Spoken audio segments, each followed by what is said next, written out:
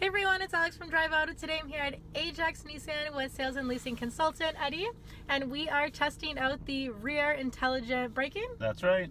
Awesome. So tell us a little bit about it. So it's got sonar sensors at the back bumper, and it's just sending out a signal if there's anything in the way, whether it be like a garbage bin or a parked car or a lamppost, whatever it is, and it will let you back up before you hit it by about 5 feet. It'll give you a warning, and then about a foot before, it'll automatically put the brakes on. It'll hold you there for 2 seconds, and then it'll release the brakes. It'll give you enough time to actually put your foot on the brake and stop from rolling into it. Awesome. Thank you so much. All right, let's try it. Let's do it. Okay. So we got a bin in the way. My foot's totally off.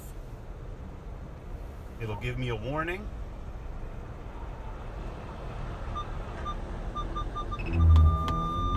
And then you got 2 seconds to put your foot back on the brake.